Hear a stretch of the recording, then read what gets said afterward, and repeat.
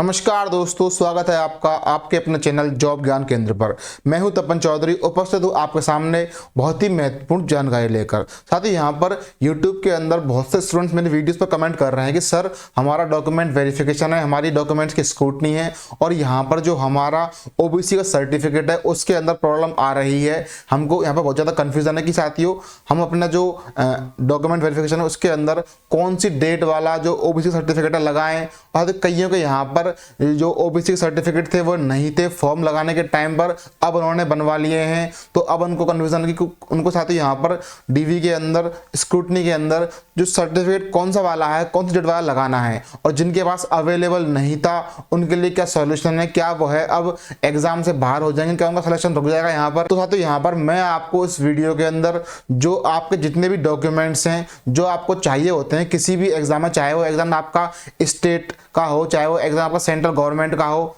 उसके अंदर साथियों आपको अगर दिक्कत आ रही है अपने किसी भी डॉक्यूमेंट को लेकर उसकी डेट के अंदर, आपके स्क्रूटनी में, डॉक्यूमेंट वेरिफिकेशन में, तो मैं यहाँ पर साथियों आपके उस हर कंफ्यूजन का आपको इसके अंदर सॉल्यूशन मिलेगा इस वीडियो में। तो मेरे प्यारे साथियों यहाँ पर आपकी डॉक्यूमेंट वेरिफिकेशन में आ रही सारी प्रॉब्लम्स की फुल सॉल्यूशन के लिए आप इस वीडियो को एंड तक एक बार जरूर देखिए। और साथियों अगर आप इस चैनल पर पहली बार आए हैं तो इस चैनल को सब्सक्राइब कर बेल आइकन की घंटी को दबाएं, ऑल पर टिक करें, क्योंकि मैं इसी प्रकार के अलग अलग गवर्नमेंट जॉब और गवर्नमेंट की तरफ से आने वाली अपडेट्स और इन्फॉर्मेशन को लेकर वीडियोस बनाता रहता हूं। तो अगर आप इस चैनल को सब्सक्राइब कर लेते हैं तो कल को किसी भी गवर्नमेंट जॉब की कोई भी अगर आती है अपडेट तो वह सबसे पहले मिलेगी आपको अपने फोन पर। इसीलिए आप इस चैनल को सब्सक्राइब जरूर कर लें। तो दोस्तों वीडियो को शुरू करते हैं। देखिए साथियों यहाँ पर जो सबसे ज्यादा कमेंट देखने को मिल रहे थे वो थे साथियों यहाँ पर डॉक्यूमेंट वेरिफिकेशन या फिर साथियों आपकी जो होती है स्क्रूटनी किसी भी एक एग्जाम में, तो उस स्क्रूटनी के अंदर यहाँ पर बच्चे कमेंट कर रहे थे कि सर हमने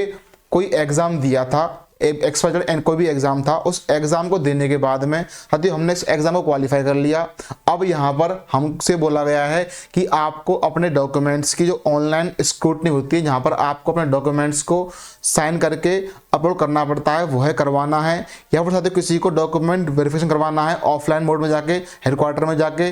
बोर्ड में जाके। तो साथी उनको दिक्कत यह आ रही है कि हमारे पास क्या है कि जो OBC का सर्टिफिकेट है साथी उसमें वो बहुत ज़्यादा कंफ्यूज हैं कि ऑनलाइन कौन सा वाला जो OBC का सर्टिफिकेट है उनको अपलोड करना है, किस डेट का करना है। और कुछ विद्यार्थी यहाँ पर ऐसे हैं जब उन्होंने फॉर्म भरा था तो उनके पास में उस टाइम पर जो कास्ट सर्टिफिकेट होता है तो वो है उनका एक्सपायर हो गया था। यानी साथी जो आपका कास्ट सर्टिफिकेट होता है उसके अंदर आपकी जो एक्सपायरी डेट होती है, हालांकि वो किसी में तो लिखी होती है किसी में नहीं लिखी होती। और साथ ही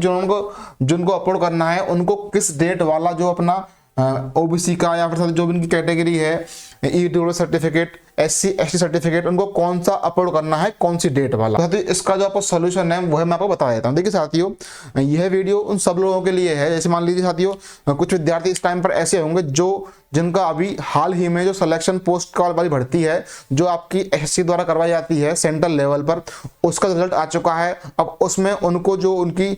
डॉक्यूमेंट वेरिफिकेशन यानी साथियों जो स्क्रूटनी के लिए अपने डॉक्यूमेंट्स को ऑनलाइन अपलोड करना है, साथियों वहां पर उनको सेम यही प्रॉब्लम है कि हमने जब फॉर्म भरा था तो फॉर्म भरते टाइम हमारे पास जो OBC का सर्टिफिकेट था वो है साथियों उसकी डेट अलग है, अब हमने अलग बनवा लिया है, नहीं बनवाया है, तो अब हम उसके अंदर कौन सी डेट वाला जो OBC का सर्टिफिकेट है अपलोड करें। देखिए साथियों यहाँ पर आपका सर्टिफिकेट के बारे में बताने से पहले मैं एक बार आपको बता दूं कि यहाँ पर जो आपके कास्ट सर्टिफिकेट है उसके अंदर आपके 2-3 प्रकार के सर्टिफिकेट आते हैं। पहला तो वो है कि एक तो आपका होता है कि आप SC या ST से हैं। अगर आप SC या ST से हैं तो यहाँ पर साथियों आपका जो सर्टिफिकेट है उसकी जो वैलिडिटी होती है वो होती है लाइफ टाइम, यानी उसको एक बार आप बनवा लीजिए, उसको आपको बार बार पूरी लाइफ आप उसको यूज कर सकते हैं किसी भी गवर्नमेंट एग्जाम में। उसके बाद में एक यहाँ पर होता है EWS सर्टिफिकेट। जिस विद्यार्थी ने सर्टिफिकेट बनवा रखा है EWS वाला उसकी जो वैलिडिटी होती है वह सिर्फ होती है यहाँ पर 1 साल है साथियों, क्योंकि इसके अंदर क्या होता है, यह आपका बनता है इनकम बेस्ड साथियों। तो यहाँ पर गवर्नमेंट के अंदर क्या होता है कि मार्च टू मार्च क्लोजिंग होती है, तो उसी प्रकार से जो आपका EWS सर्टिफिकेट है उसकी जो वैलिडिटी होती है वह है आपकी साथियों 1 अप्रैल से लेकर नेक्स्ट ईयर की 1 अप्रैल तक होती है, क्योंकि साथियों मार्च के अंदर आपकी क्लोजिंग होती है, या तो मार्च की होगी या साथियों आपके अप्रैल की होगी। इस प्रकार से आपकी होती है यहाँ पर ईडब्ल्यू सर्टिफिकेट की साथियों वैलिडिटी। अब साथियों हम बात कर लेते हैं कि जो विद्यार्थी यहाँ पर बात कर रहे थे सर्टिफिकेट था ओबीसी वाला, तो मोस्टली जो कमेंट आए थे वो इसी के लिए आए थे कि हमारे पास ओबीसी का कास्ट सर्टिफिकेट है, अब उसके लिए हमने क्या करना है। देखिए साथियों यहाँ पर सोल्यूशन क्या है कि यहाँ पर विद्यार्थी 3 प्रकार के होंगे। साथियों एक तो वो होंगे कि उन्होंने जब फॉर्म भरा था तो फॉर्म भरते टाइम साथियों उनके पास ओबीसी का सर्टिफिकेट तो था, लेकिन साथियों वह उनका क्या था, उसकी जो डेट थी वो काफी पुरानी थी। मान लीजिए साथियों आपका सर्टिफिकेट, मान लीजिए आपने 2025 में कोई एग्जाम दिया या फॉर्म भरा, साथियों उस फॉर्म भरते टाइम यहाँ पर आपका जो सर्टिफिकेट था, और साथियों आपने सर्टिफिकेट बनवाया था 2024 में, साथियों एक विद्यार्थी ने बनवाया था 2021 में, और साथियों यहाँ पर एक विद्यार्थी के पास जो सर्टिफिकेट था वह 21 का था, मतलब बनवाया था, एक बनवाया 24 में, और साथियों फॉर्म भरा था 2025 के मिड में, यानी मान लीजिए मई जून में आपने फॉर्म भरा था। तो अब साथियों आपका रिजल्ट आ चुका है आज फरवरी 2026 में, तो अब यहाँ पर आपको कौन सा सर्टिफिकेट लगाना है। देखिए साथियों इसके अंदर सॉल्यूशन क्या होता है कि साथियों यहाँ पर जो विद्यार्थी 2021 का है तो उसका जो सर्टिफिकेट था साथियों, चाहे आपका सेंट्रल गवर्नमेंट का हो चाहे यहाँ पर आपका स्टेट गवर्नमेंट का हो, तो स्टेट गवर्नमेंट में इस टाइम पर जो राजस्थान है यहाँ पर विद्यार्थियों का जो 4th ग्रेड का एग्जाम है वो है पास हो चुका है, तो उसके आपके फॉर्म भरने की स्कूटी चल रही है। उन बच्चों ने भी कमेंट किया है। साथ ही यहाँ पर जो आपका फॉर्म है इसके अंदर देखिए, मान लीजिए जो आपका फॉर्म होता है इसके अंदर जो आपकी डेट होती है साथियों, एक्सपायरी डेट, वह लगभग साथ लिखी तो नहीं होती, लेकिन साथ ही वह मानी जाती है 3 साल, यानी आपका जो ओबीसी का सर्टिफिकेट है उसके साथ जो 3 साल तक वैलिडिटी मानी जाती है। देखिए साथ ही यहाँ पर जो आपके सर्टिफिकेट होते हैं उसमें आपका सर्टिफिकेट चाहे कोई सा भी हो, चाहे तो ओबीसी का हो, ईडब्ल्यूएस का हो, तो उसके अंदर क्या एक प्रक्रिया होती है जहां पर देखिए जो आपका सर्टिफिकेट है उसके अंदर जो आपकी वैलिडिटी होती है वो 2 प्रकार से होती है, और जो आपका सर्टिफिकेट है उसको साथ ही जारी किसने किया है, एसडीएम ने किया है, किसी अन्य ऑफिसर ने किया है, तो उसके अकॉर्डिंग उसकी जो डेट होती है एक्सपायरी की वो उसके अंदर होती है, लेकिन उसमें वो लिखी नहीं होती, वो उसको साथ ही एक माना जाता है। जैसे मान लीजिए आपका जो ईडब्ल्यूएस वाला सर्टिफिकेट है उसके अंदर आपकी जो वैलिडिटी है वो 1 साल तक होती है, और जो ओबीसी वाला है उसके अंदर अगर लिखा हुआ है कि यह सर्टिफिकेट इस डेट तक वैलिड है तो वह उसकी वैलिडिटी है, लेकिन अगर आपके सर्टिफिकेट में नहीं लिखा है तो यहाँ पर साथियों क्या होता है कि आपकी वैलिडिटी मानी जाती है साथियों एवरेज 3 साल, चाहे साथियों आपका सेंट्रल गवर्नमेंट की कोई जॉब हो चाहे साथियों आपकी स्टेट गवर्नमेंट की जॉब हो, यहाँ पर आपके ओबीसी के सर्टिफिकेट की वैलिडिटी मानी जाती है 3 साल। 3 साल तक आपका सर्टिफिकेट वैलिड है, और उसके बाद भी अगर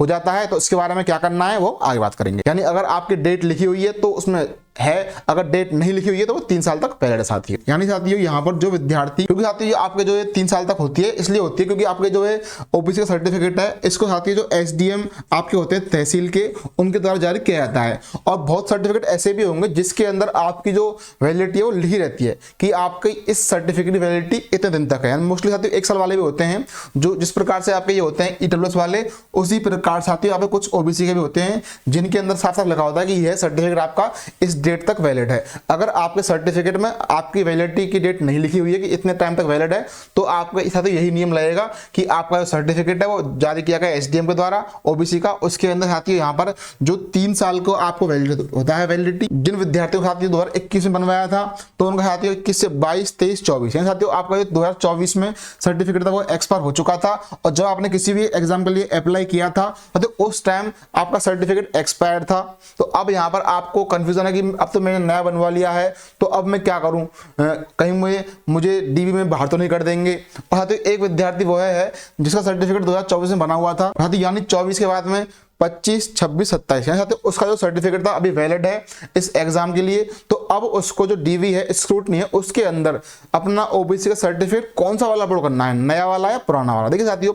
सबसे पहले हम बात कर लेते हैं उस विद्यार्थी की जिसका सर्टिफिकेट बना है 24 में या 23 में, जब भी बना है, यानी आपकी जो वैलिडिटी अभी अवेलेबल है, यानी अभी आपका जो ओबीसी सर्टिफिकेट है वो एक्सपायर नहीं हुआ है। तो यहाँ पर आपको साथियों क्या होता है कि इसमें अपलोड करना है पीडीएफ में। आप उसमें ऐसा कीजिए कि जब आपने फॉर्म भरा था उस टाइम आपके पास ये वाला था और अभी शायद आपने नया बनवा लिया होगा, साथियों फॉर्म के अंदर आप एक काम कीजिए, पीडीएफ बनाइए और पीडीएफ के अंदर साथियों आपको 24 वाला और जो आपने साथियों 26 के अंदर नया बनवा लिया है उन दोनों को साथियों मर्ज करके आप अपनी स्क्रूटनी में 4th ग्रेड में या फिर सिलेक्शन पोस्ट के एग्जाम में अपलोड कर दीजिए। यह आपका बेस्ट तरीका है, क्योंकि बच्चों को कंफ्यूजन है कि अपलोड पहले वाला करूं या नए वाला। साथियों आप यहां पर पहले वाला और नए वाला दोनों को मिक्स करके मर्ज करके अपलोड कर सकते हैं, यह बेस्ट सोल्यूशन है। और साथियों यहां पर जिन विद्यार्थियों का 2021 में बनवाया था या फिर साथियों 20 में या 22 में और फॉर्म भरते टाइम और अब तक साथियों उनका वो एक्सपायर था और अब उन्होंने नया बनवा लिया है, तो अब उनको डाउट है कि कहीं हमको भी तो आउट नहीं कर देंगे,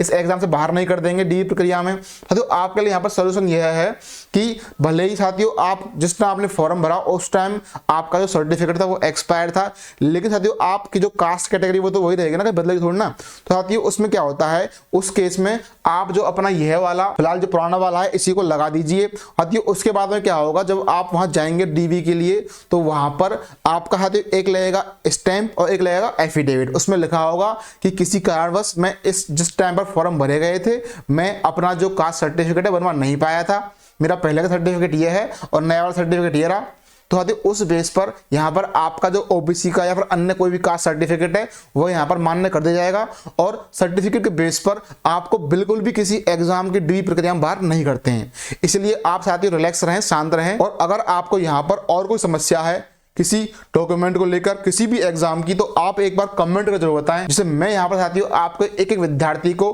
आपके जो कंफ्यूजन है उसका जवाब दे पाऊंगा। तो बाकी आपका इसका सॉल्यूशन यही है कि आपके पास अगर दो सर्टिफिकेट हैं, एक पुराना एक नया, तो आप अपने स्क्रूटनी में डी में दोनों को मर्ज करके चढ़ा दीजिए, ये आपका बेस्ट सॉल्यूशन है। और बाकी अगर किसी और कोई दिक्कत है कि मेरे पास सर्टिफिकेट ही नहीं था मैंने तो एग्जाम दे दिया, तो आपका वही सॉल्यूशन है कि आप नया बनवाइए और डीवी के टाइम पे आपका वही स्टैंप और एफिडेविट लगेगा और आपका सॉल्यूशन हो जाएगा। तो इसी प्रकार से अगर और भी कोई सर्टिफिकेट है ओबीसी के अलावा जो आप डी में लगा रहे हैं और वह आपका एक्सपायर हो चुका था, तो आप कंफ्यूजन में कि क्या करूं, तो बिल्कुल टेंशन मत लो, रिलैक्स रहो। हर समस्या का सॉल्यूशन यही होता है कि लास्ट में डी में जाके आपका एफिडेविट प्लस स्टैंप लग जाता है और आपकी समस्या सॉल्व हो जाती है। इसलिए बिल्कुल टेंशन ना लें, आपने एग्जाम क्लियर कर लिया है तो डॉक्यूमेंट की वजह से किसी को भी समस्या नहीं होगी। बाकी साथियों कमेंट करें और वीडियो में यहां तक बने रहने के लिए आपका बहुत बहुत धन्यवाद। मिलते हैं किसी और वीडियो में किसी और टॉपिक या अपडेट के साथ, तब तक के लिए जय हिंद, जय भारत, राम राम। आपका दिन शुभ हो।